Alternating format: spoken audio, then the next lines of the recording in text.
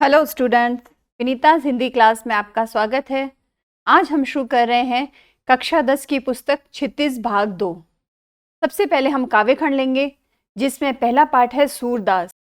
इस पाठ में 4 पद है और वे सूरदास जी की सबसे प्रसिद्ध कृति सूरसागर से लिए गए हैं।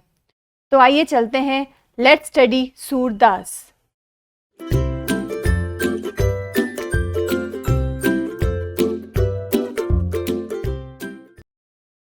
पहले पढ़ते हैं सूरदास जी का जीवन परिचय।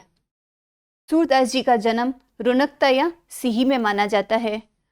इनका जन्म 1478 ईस्वी में हुआ था और मृत्यु 1583 ईस्वी में। इनके गुरु महाप्रभु वल्लभाचार्य थे। सूरदास जी की मुख्य रचनाएं सूरसागर, सूरसारावली और साहित्य लहरी रही है, जिसमें सर्वाधिक प्रसिद्ध कृति सूरसागर थी। इनकी भाषा ब्रज भाषा रही है। ये रहा सूरदास जी का जीवन परिचय। अब इस पाठ में उन्होंने क्या कहा है, इसको पढ़ने के लिए इसका पाठ परिचय देखें। तो यह पाठ सूरदास जी के सूरसागर के भ्रमर गीत से लिया गया है। भ्रमर गीत क्यों? क्योंकि भ्रमर गीत में यहाँ गोपियाँ उद्धव को जो बात कह रही है वह सीधे सीधे नहीं कह सकती, इसलिए भंवरे के माध्यम से उद्धव जी को उल्हाने देती है, उन पर तरह तरह के व्यंग्य बाण छोड़ती है। इसलिए गोपियों और उद्धव के बीच की बातचीत को भ्रमर गीत के नाम से सूरदास जी ने रचा है। तो यहाँ पर भ्रमर गीत के 4 पद लिए गए हैं, जिसमें कृष्ण ने मथुरा जाने के बाद स्वयं नहीं लौटकर उद्धव के जरिए गोपियों को संदेश भेजा था। किस तरह का संदेश था वह? निर्गुण ब्रह्म और योग का, और गोपियों की विरह वेदना को इस तरह से शांत करने का प्रयास किया था। परंतु गोपियां तो प्रेम मार्ग की थी, वह ज्ञान मार्ग के बजाय प्रेम मार्ग को ही पसंद करती थी। इस कारण उन्हें उद्धव का यह संदेश पसंद नहीं आया और वे उद्धव पर तरह तरह के व्यंग्य बाण छोड़ने लगी।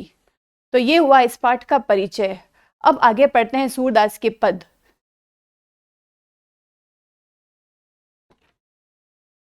उद्धव तुम हो अति बड़भागी, अपरस रहत स्नेह तगाते, नाहिन मन अनुरागी। पुरहिन पात रहत जल भीतर, तारस देह न दागी। जो जल महा तेल की घाघरी, बूंद न ताको लागी। प्रीति नदी में पाँव न बोरियो, दृष्टि न रूप परागी। सूरदास अबला हम बोरी, गुरु चाटी जो पागी। तो इस उपरोक्त पंक्तियों में व्यंग्यात्मक पंक्तियां हैं, जिसमें गोपियां श्री कृष्ण के परम सखा उद्धव से अपने मन की व्यथा को व्यंग्य रूप में कह रही है। गोपियां उद्धव पर व्यंग्य करते हुए कह रही है कि हे उद्धव, तुम तो बड़े भाग्यवान हो, बड़े भाग्यशाली हो। क्यों भाग्यशाली हो? वो सही में भाग्यशाली नहीं है, वो उनको उल्हाना दे रही है। क्योंकि अपरस रहत स्नेह तगाते, क्योंकि तुम श्री कृष्ण के स्नेह से अछूते रहे हो। कठिन शब्द यहाँ देखिए, अपरस में अछूता। नाहिन मन अनुरागी, तुम्हारा मन श्री कृष्ण के अनुराग में नहीं डूबा है। इस प्रकार से उन्होंने इसका उदाहरण दिया है, पुरहिन पात रहत जल भीतर, तारस देह न त्यागी। तो इन्होंने पुरहिन पात से आशय है कमल का पत्ता, कि जिस तरह से कमल का पत्ता जल के भीतर रहता है, परंतु उसकी देह या वह दागी नहीं होती है पानी से। जैसे जल के अंदर तेल की घाघरी, घाघरी अर्थात मटका, तेल की मटकी जल के अंदर रहकर भी उस पर कोई भी पानी की बूंद नहीं टिकती है, उसी तरह तुम भी श्री कृष्ण के साथ हमेशा रहते हो, परंतु उसके प्रेम में तुम्हारा अनुराग अभी तक नहीं हुआ है। प्रीति नदी में पाँव न बोरियो, दृष्टि न रूप परागी। हे उद्धव, श्री कृष्ण के प्रेम रूपी नदी में तुमने अपना पाँव नहीं डुबाया है और तुम्हारी दृष्टि उनके रूप के ऊपर मोहित नहीं हुई है। परागी अर्थात मुग्ध होना या मोहित होना। सूरदास अबला हम बोरी, गुरु चाटी जो पागी। तो सूरदास जी कह रहे हैं कि गोपियां कह रही है उद्धव से, हे उद्धव, हम तो अबला है, हम कमजोर हैं, हम भोली भाली हैं, हम तो श्री कृष्ण के साथ उसी तरह से चिपकी हुई है जैसे गुड़ में चींटियां चिपक जाती है। तो ये हुआ उसके सामान्य भावार्थ। अब इसकी हम पढ़ते हैं सप्रसंग व्याख्या। जब इसका सप्रसंग व्याख्या आपके एग्जाम में आए तो पहले प्रसंग में आप लिखेंगे, प्रस्तुत पद्यांश कक्षा 10 की हिंदी पाठ्य पुस्तक क्षितिज में संकलित सूरदास के पद से लिया गया है। इस पद के कवि सूरदास जी है, जो कृष्ण जी के अनन्य भक्त है। ये 2 लाइनें आपको लिखनी है चारों पदों में। अब इसकी प्रसंग बताएंगे हम इस तरह से। इस पद में गोपियां श्री कृष्ण के सखा उद्धव को व्यंग्य करती हुई कहती है कि वह बहुत भाग्यशाली है जो किसी के प्रेम में नहीं पड़ा, अन्यथा उसे भी गोपियों की तरह प्रेम पीड़ा सहन करनी पड़ती। तो यहाँ श्री कृष्ण के प्रेम में नहीं पड़ने के कारण उद्धव को भाग्यशाली कहा गया है, जो कि एक उल्हाना है, एक व्यंग्य है। प्रसंग के बाद देखते हैं इसकी व्याख्या। क्योंकि व्याख्या बड़ी है इसलिए हमने इसे 3-3 पदों में छांट दिया गया है। उधो तुम हो अति बड़भागी, अपरस रहत स्नेह तगाते, नाहिन मन अनुरागी, पुरीन पात रहत जल भीतर, ताह रस देह न दागी। तो इन छंदों में गोपियां उद्धव से अपने मन की व्यथा कह रही है और साथ ही उद्धव पर कटाक्ष भी कर रही है। उनके अनुसार उद्धव अत्यंत भाग्यशाली है। उद्धव तू हो अति बड़भागी, तो हे उद्धव आप अत्यंत भाग्यशाली हो जो कृष्ण के पास रहकर भी उनके प्रेम में मोहित नहीं हुए। वे कृष्ण के प्रेम से उस तरह अछूते हैं जैसे पुरीन पात रहत जल भीतर, तारस देह न त्यागी। जैसे कमल के पत्ते जल के भीतर रहकर भी जल से अछूते रहते हैं। इसी के साथ कमल के पत्ते के अलावा उन्होंने एक अन्य उदाहरण दिया है तेल की मटकी का, कि ज्यों जल मां तेल की घाघरी, बूंद न ताको लागी। यानी कि जिस तरह तेल में डुबोई हुई घघरी अर्थात मटकी को जल स्पर्श नहीं कर पाता, उसी तरह से उद्धव पर भी श्री कृष्ण के प्रेम का कोई असर नहीं हुआ है। यहाँ देखिए अगली पंक्ति है, प्रीति नदी में पाँव न बोरियो, दृष्टि न रूप परागी। तो गोपियों के अनुसार उद्धव तो प्रेम की नदी के पास रहकर भी उसमें डुबकी नहीं लगाते हैं। उनका मन तो कृष्ण रूपी सागर को देखकर भी मोहित नहीं होता है। दृष्टि न रूप परागी यानी कि मोहित नहीं हुआ। लेकिन सूरदास अबला हम बोरी, गुरु चाटी जो पागी।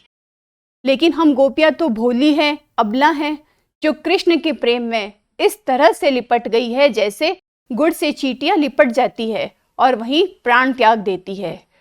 तो यहाँ पर उन्होंने अपनी भक्ति को उसी तरह बताया है जैसे चींटियों को गुड़ से प्रेम हो जाता है, वह उसे छोड़ नहीं पाती है।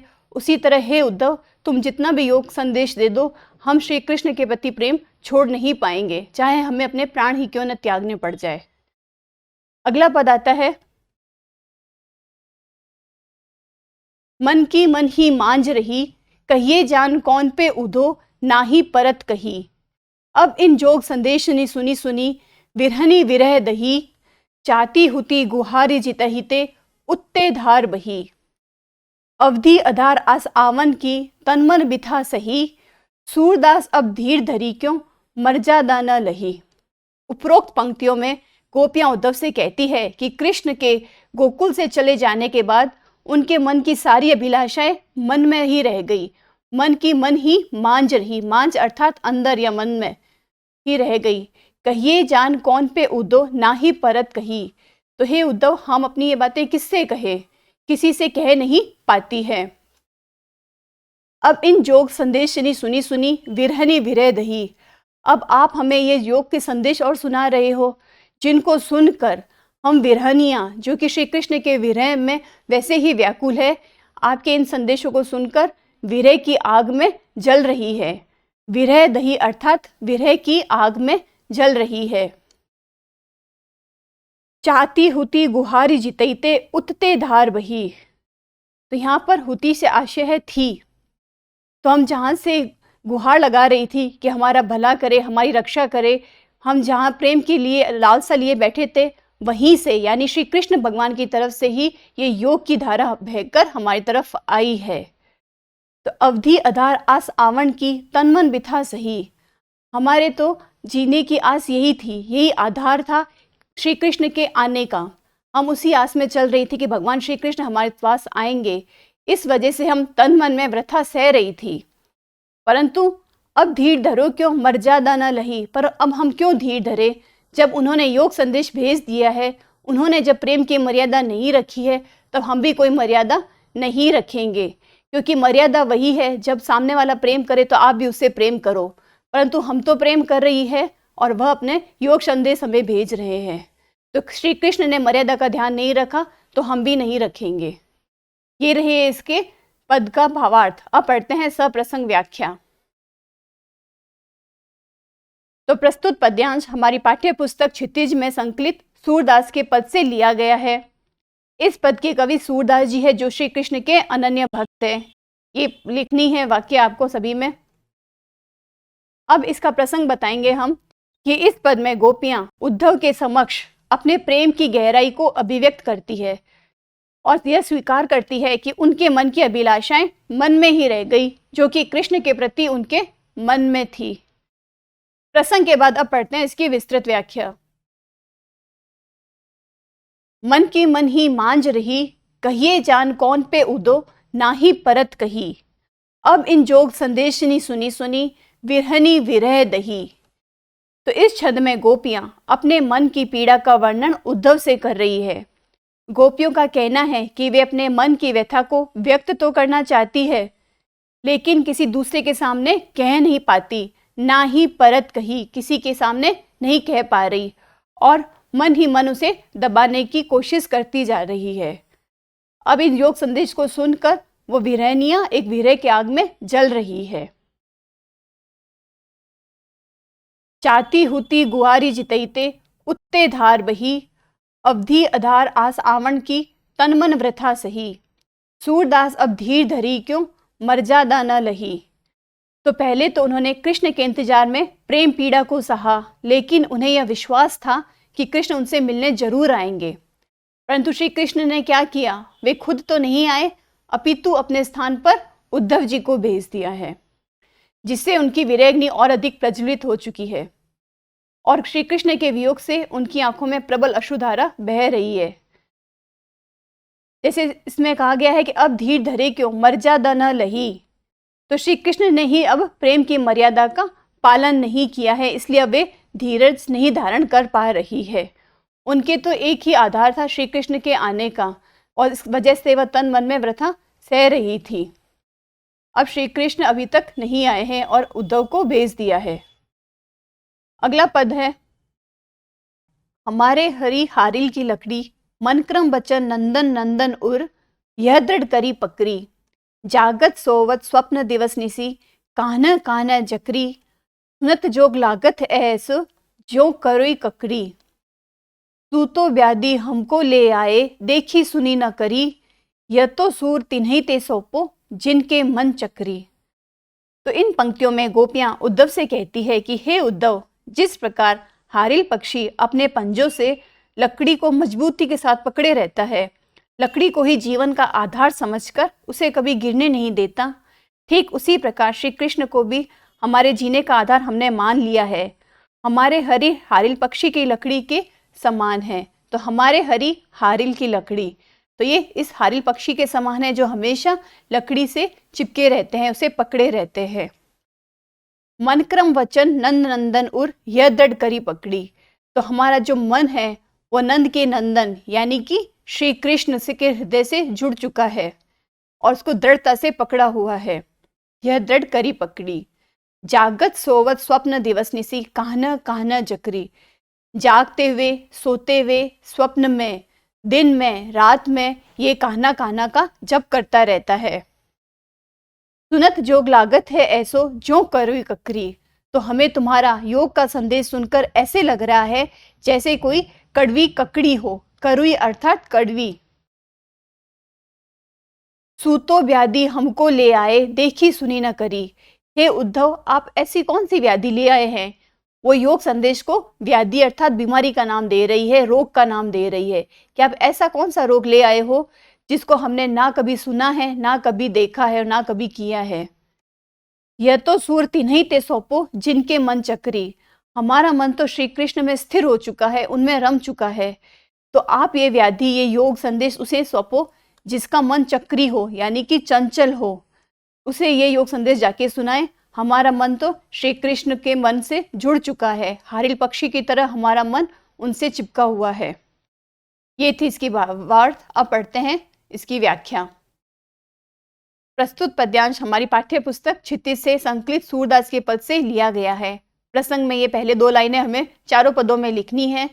इसके कवि सूरदास जी है जो श्री कृष्ण के अनन्य भक्त हैं। इस पद में गोपियां अपनी तुलना हारिल पक्षी से करते हुए उद्धव को उन्हें योग का संदेश नहीं देने के लिए कहती है।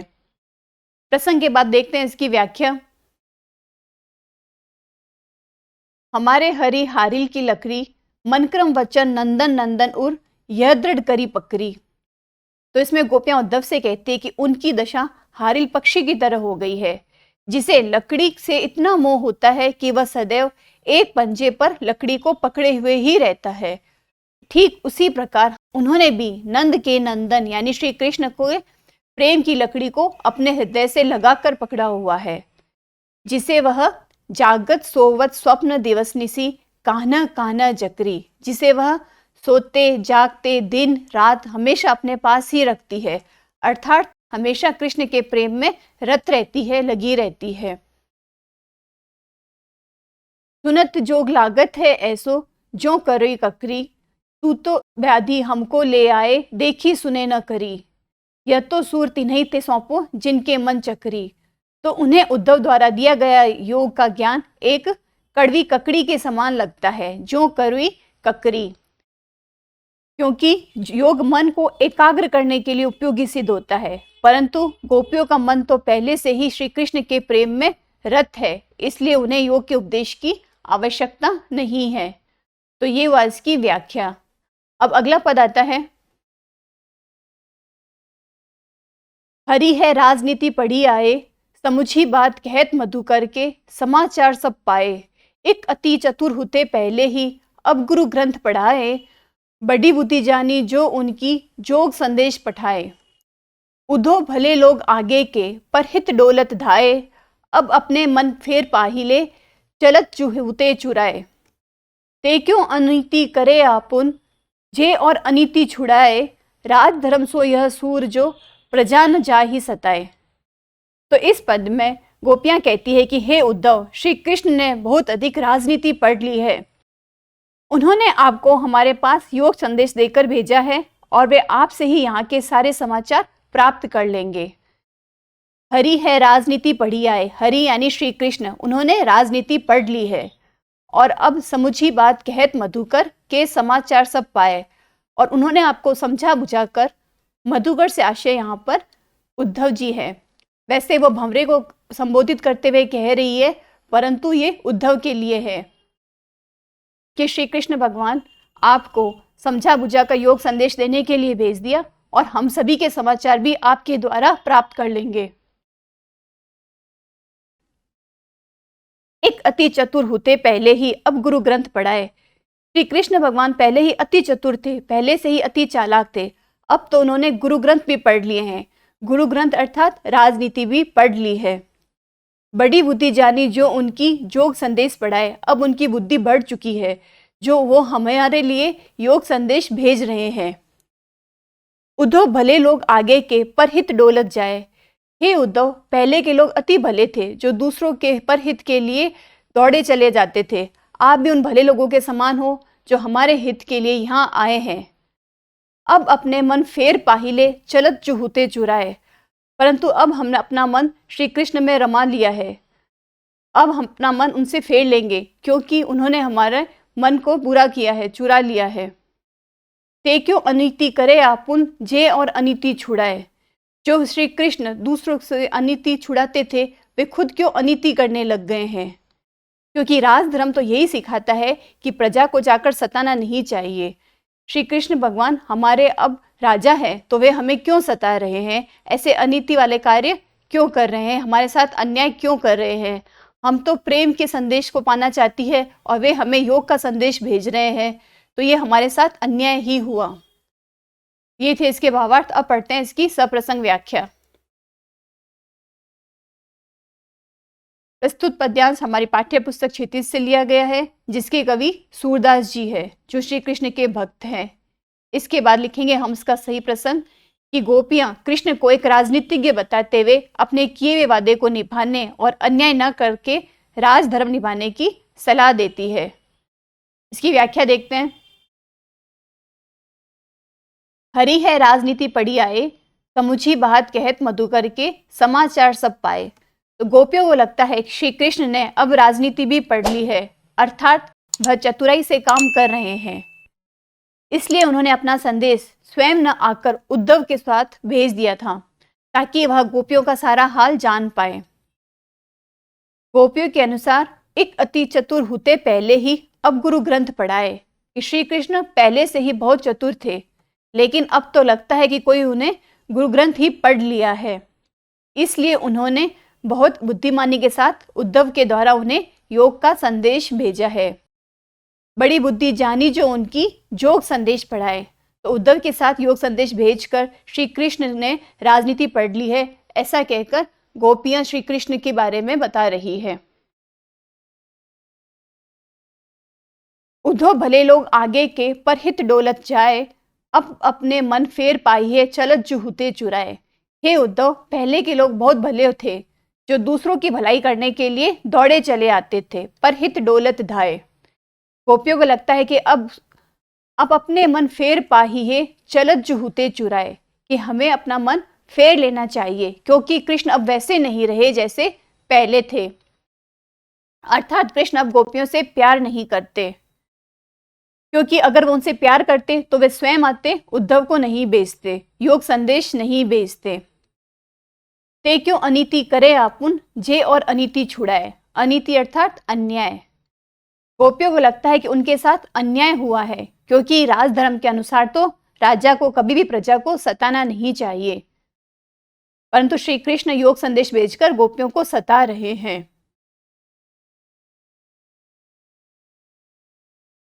स्टूडेंट्स, सूरदास की इस विस्तृत व्याख्या जो हमने अति सरल और सहज शब्दों में आपको समझाई है, उम्मीद है आपको समझ आ गई होगी। अब आपको सूरदास के पद कठिन नहीं लगेंगे। अगले वीडियो में हम सूरदास के प्रश्नोत्तर लेकर आएंगे, जिनमें पाठ्य पुस्तक के प्रश्नों के अलावा अन्य महत्वपूर्ण प्रश्नों का भी समावेश रहेगा। तो हमसे जुड़े रहिए। Thank you and all the best.